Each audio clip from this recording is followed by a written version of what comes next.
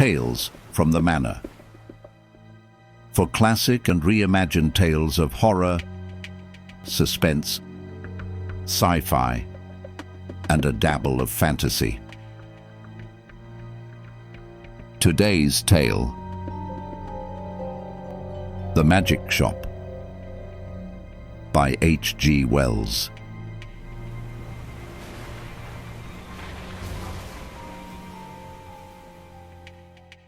The Magic Shop.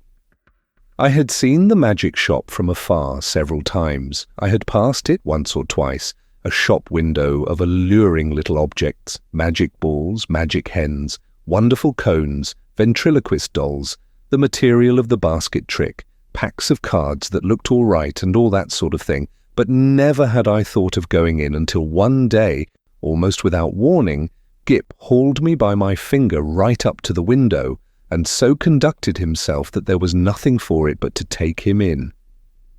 I had not thought the place was there, to tell the truth, a modest-sized frontage in Regent Street between the picture shop and the place where the chicks run about just out of patent incubators. But there it was, sure enough.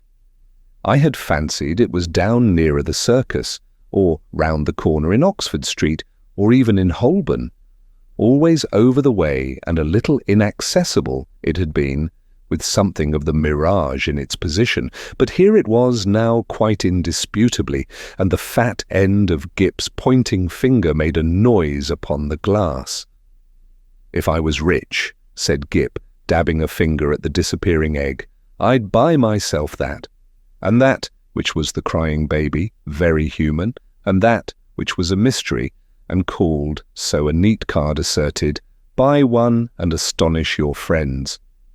Anything," said Gip, "will disappear under one of those cones. I have read about it in a book. And there, Dada, is the vanishing halfpenny, only they've put it this way up so's we can't see how it's done."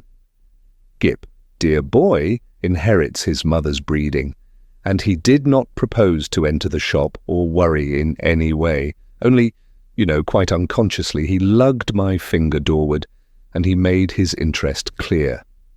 "That," he said, and pointed to the magic bottle. "If you had that," I said, at which promising inquiry he looked up with a sudden radiance. "I could show it to Jessie," he said, thoughtful as ever of others.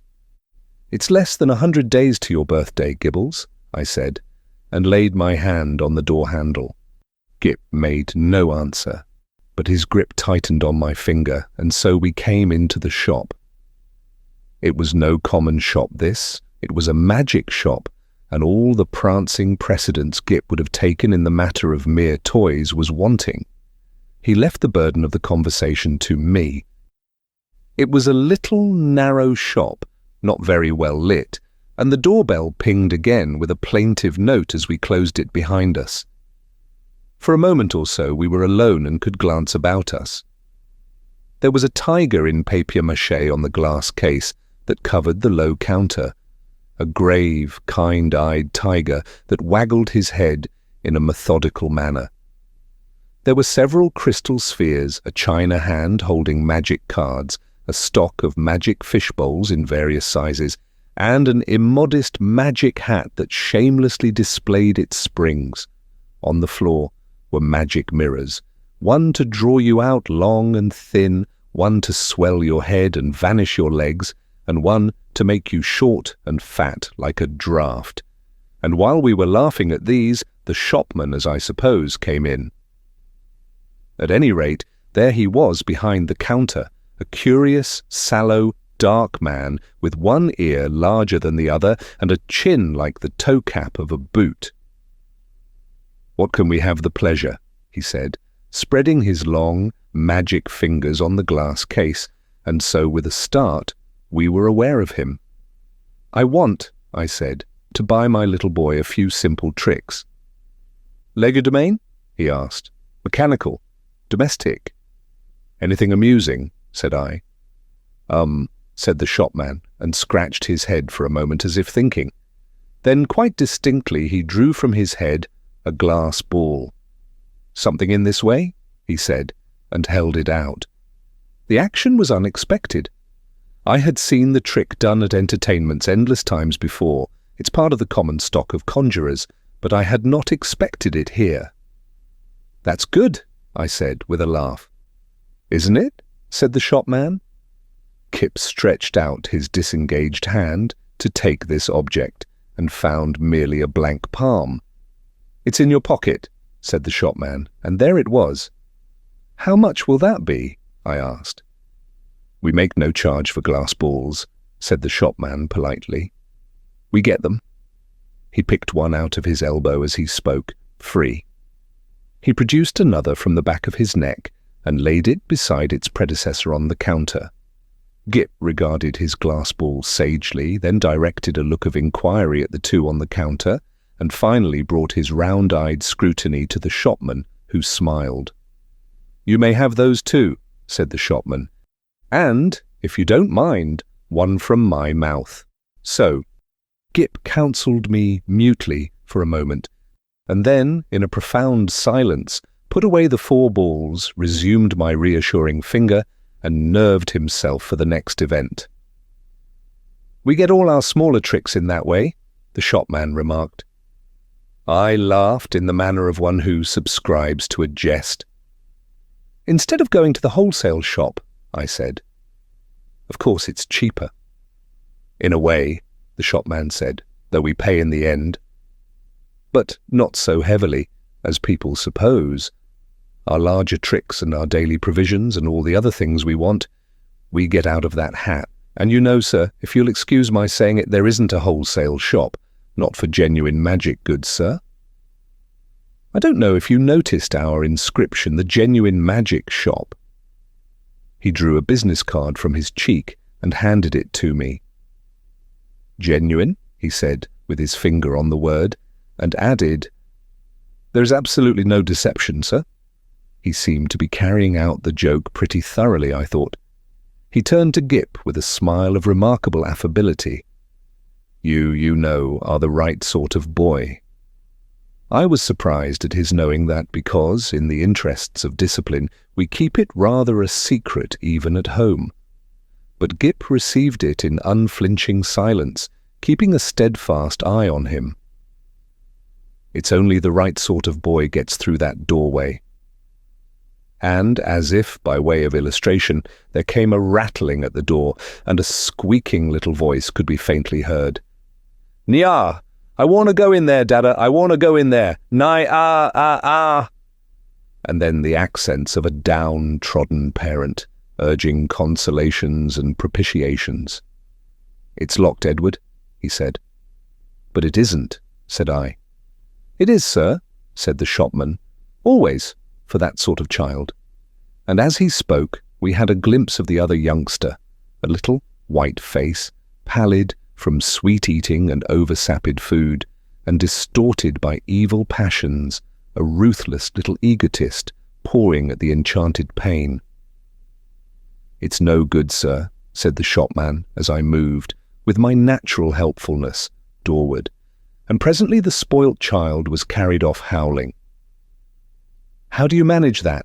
I said, breathing a little more freely. "Magic," said the shopman with a careless wave of the hand. And behold, sparks of coloured fire flew out of his fingers and vanished into the shadows of the shop. "You were saying," he said, addressing himself to Gip, "before you came in that you would like one of our buy one and astonish your friends boxes?" Gip, after a gallant effort, said yes. "It's in your pocket." And leaning over the counter, he really had an extraordinarily long body. This amazing person produced the article in the customary conjurer's manner. "Paper," he said, and took a sheet out of the empty hat with the springs. "String." And behold, his mouth was a string box, from which he drew an unending thread, which when he had tied his parcel, he bit off, and it seemed to me, swallowed the ball of string. And then he lit a candle at the nose of one of the ventriloquist's dummies, stuck one of his fingers, which had become sealing wax red, into the flame, and so sealed the parcel. Then there was the disappearing egg, he remarked, and produced one from within my coat breast and packed it, and also the crying baby, very human. I handed each parcel to Gip as it was ready, and he clasped them to his chest.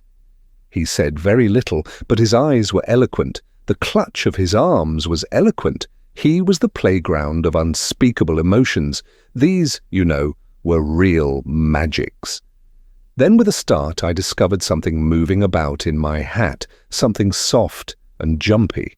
I whipped it off, and a ruffled pigeon, no doubt a Confederate, dropped out and ran on the counter, and went, I fancy, into a cardboard box behind the papier-mâché tiger. "Tut, tut," said the shopman, dexterously relieving me of my headdress. "Careless bird, and, as I live, nesting." He shook my hat and shook out into his extended hand 2 or 3 eggs, a large marble, a watch, about half a dozen of the inevitable glass balls, and then crumpled, crinkled paper, more and more and more, talking all the time of the way in which people neglect to brush their hats, inside as well as out, politely of course, but with a certain personal application. All sorts of things accumulate, sir. Not you, of course, in particular. Nearly every customer. Astonishing what they carry about with them. The crumpled paper rose and billowed on the counter more and more and more, until he was nearly hidden from us, until he was altogether hidden, and still his voice went on and on. "We none of us know what the fair semblance of a human being may conceal, sir.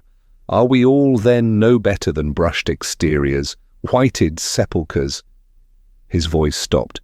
Exactly like when you hit a neighbour's gramophone with a well-aimed brick, the same instant silence, and the rustle of the paper stopped, and everything was still. "Have you done with my hat?" I said, after an interval.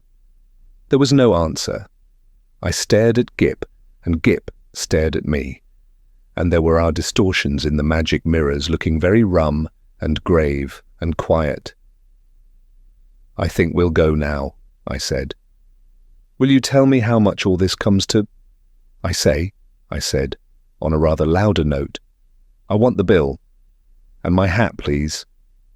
It might have been a sniff from behind the paper pile. "Let's look behind the counter, Gip," I said. "He's making fun of us." I led Gip round the head-wagging tiger. And what do you think there was behind the counter? Excuse me for a moment. If you haven't done so already, please like this video and subscribe to the channel. Thank you. And now, back to the story. No one at all, only my hat on the floor, and a common conjurer's lop-eared white rabbit lost in meditation, and looking as stupid and crumpled as only a conjurer's rabbit can do. I resumed my hat, and the rabbit lolloped a lollop or so out of my way. "Dada!" said Gip in a guilty whisper. "What is it, Gip?" said I. "I do like this shop, Dada." "So should I," said to myself, "if the counter wouldn't suddenly extend itself to shut one off from the door." But I didn't call Gip's attention to that. "Pussy," he said, with a hand out to the rabbit as it came lolloping past us. "Pussy, do Gip a magic." And his eyes followed it as it squeezed through a door I had certainly not remarked a moment before. Then this door opened wider, and the man with one ear, larger than the other, appeared again. He was smiling still, but his eye met mine with something between amusement and defiance. "You'd like to see our showroom, sir?" he said, with an innocent suavity. Gip tugged my finger forward. I glanced at the counter and met the shopman's eye again. I was beginning to think the magic just a little too genuine. "We haven't very much time," I said. But somehow we were inside the showroom before I could finish that. "All goods of the same quality," said the shopman, rubbing his flexible hands together, "and that is the best. Nothing in the place that isn't genuine magic, and warranted thoroughly rum. Excuse me, sir." I felt him pull at something that clung to my coat sleeve, and then I saw he held a little, wriggling red demon by the tail. The little creature bit, and fought and tried to get at his hand. And in a moment he tossed it carelessly behind a counter. No doubt the thing was only an image of twisted India rubber, but for the moment... And his gesture was exactly that of a man who handles some petty biting bit of vermin. I glanced at Gip, but Gip was looking at a magic rocking horse. I was glad he hadn't seen the thing.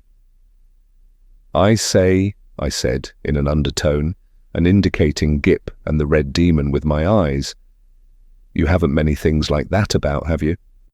"None of ours." "Probably brought it with you," said the shopman, also in an undertone, and with a more dazzling smile than ever. "Astonishing what people will carry about with them unawares." And then to Gip, "Do you see anything you fancy here?" There were many things that Gip fancied there. He turned to this astonishing tradesman with mingled confidence and respect. "Is that a magic sword?" he said. "A magic toy sword. It neither bends, breaks, nor cuts the fingers. It renders the bearer invincible in battle against anyone under 18. Half a crown to 7 and 6pence, according to size. These panoplies on cards are for juvenile knights errant, and very useful. Shield of safety, sandals of swiftness, helmet of invisibility." "Oh, Daddy!" gasped Gip. I tried to find out what they cost, but the shopman did not heed me. He had got Gip now. He had got him away from my finger. He had embarked upon the exposition of all his confounded stock, and nothing was going to stop him. Presently I saw, with a qualm of distrust and something very like jealousy, that Gip had hold of this person's finger, as usually he has hold of mine. No doubt the fellow was interesting, I thought, and had an interestingly faked lot of stuff, really good faked stuff. Still, I wandered after them, saying very little, but keeping an eye on this prestidigital fellow. After all, Gip was enjoying it. And no doubt, when the time came to go, we should be able to go quite easily.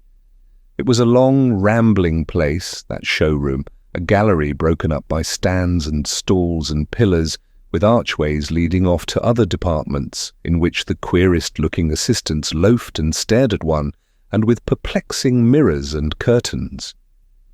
So perplexing, indeed, were these that I was presently unable to make out the door by which we had come. The shopman showed Gip magic trains that ran without steam or clockwork, just as you set the signals, and then some very, very valuable boxes of soldiers that all came alive directly you took off the lid and said. I myself haven't a very quick ear, and it was a tongue-twisting sound, but Gip, he has his mother's ear, got it in no time.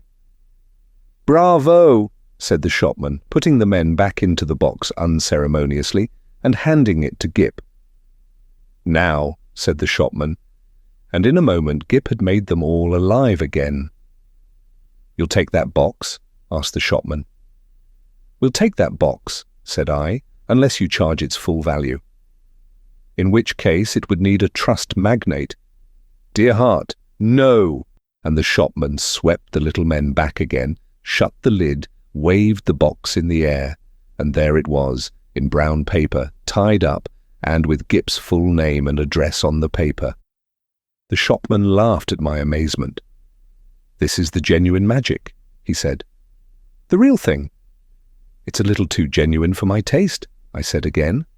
After that he fell to showing Gip tricks, odd tricks, and still odder the way they were done. He explained them, he turned them inside out, and there was the dear little chap nodding his busy bit of a head in the sagest manner. I did not attend as well as I might. "Hey, presto!" said the magic shopman, and then would come the clear, small "hey, presto" of the boy. But I was distracted by other things. It was being borne in upon me just how tremendously rum this place was. It was, so to speak, inundated by a sense of rumness. There was something a little rum about the fixtures even, about the ceiling, about the floor, about the casually distributed chairs. I had a queer feeling that whenever I wasn't looking at them straight, they went askew and moved about and played a noiseless puss in the corner behind my back. And the cornice had a serpentine design with masks masks altogether too expressive for proper plaster. Then abruptly, my attention was caught by one of the odd-looking assistants. He was some way off and evidently unaware of my presence. I saw a sort of three-quarter length of him over a pile of toys and through an arch. And, he was leaning against a pillar in an idle sort of way, doing the most horrid things with his features. The particular horrid thing he did was with his nose. He did it just as though he was idle and wanted to amuse himself. First of all, it was a short, blobby nose, and then suddenly he shot it out like a telescope, and then out it flew and became thinner and thinner until it was like a long, red, flexible whip. Like a thing in a nightmare it was. He flourished it about and flung it forth as a fly fisher flings his line. My instant thought was that Gip mustn't see him. I turned about, and there was Gip quite preoccupied with the shopman and thinking no evil. They were whispering together and looking at me. Gip was standing on a little stool, and the shopman was holding a sort of big drum in his hand. "Hide and seek, Dada!" cried Gip. "You're he!"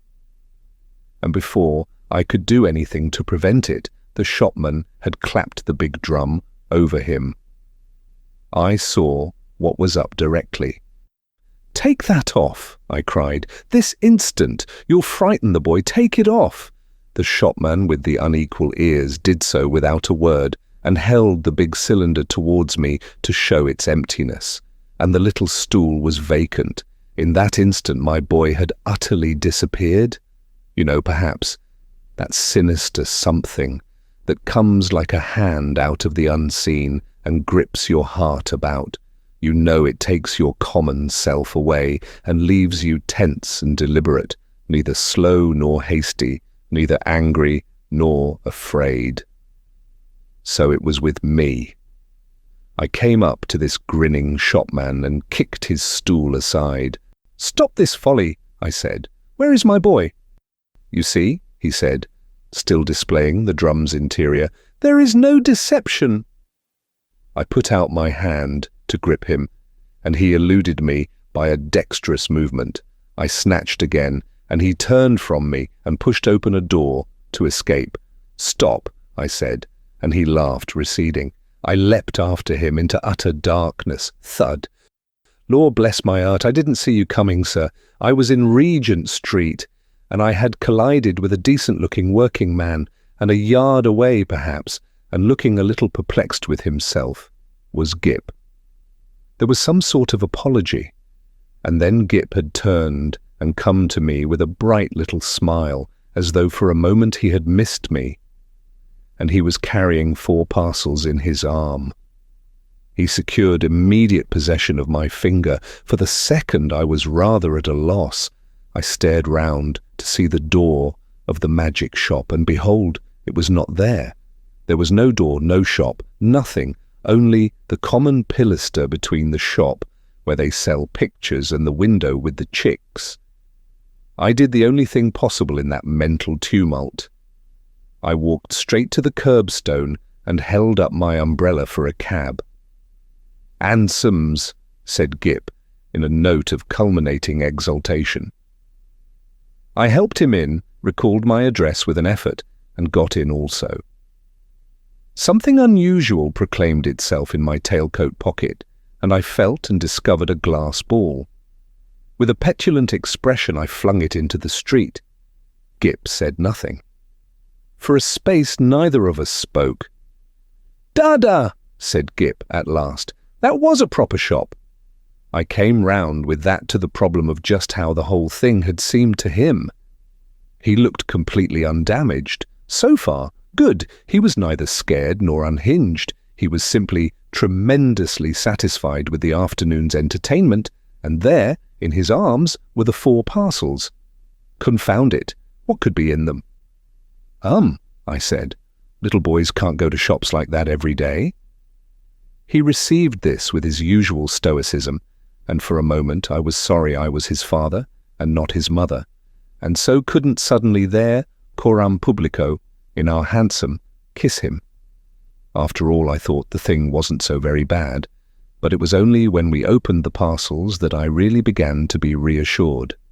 3 of them contained boxes of soldiers, quite ordinary lead soldiers, but of so good a quality as to make Gip altogether forget that originally these parcels had been magic tricks of the only genuine sort, and the 4th contained a kitten, a little living white kitten, in excellent health and appetite and temper. I saw this unpacking with a sort of provisional relief. I hung about in the nursery for quite an unconscionable time. That happened 6 months ago, and now I am beginning to believe it is all right. The kitten had only the magic natural to all kittens, and the soldiers seem as steady a company as any colonel could desire. And Gip? The intelligent parent will understand that I have to go cautiously with Gip. But I went so far as this one day. I said, "How would you like your soldiers to come alive, Gip, and march about by themselves?" "Mine do," said Gip. "I just have to say a word I know before I open the lid." "Then they march about alone?" "Oh, quite, Dada. I shouldn't like them if they didn't do that." I displayed no unbecoming surprise, and since then I have taken occasion to drop in upon him once or twice, unannounced, when the soldiers were about. But so far I have never discovered them performing in anything like a magical manner. It's so difficult to tell. There's also a question of finance. I have an incurable habit of paying bills. I have been up and down Regent Street several times looking for that shop. I am inclined to think indeed that in that matter honour is satisfied, and that, since Gip's name and address are known to them, I may very well leave it to these people, whoever they may be, to send in their bill in their own time. If you enjoyed this, please subscribe and share with another classic audiobook lover.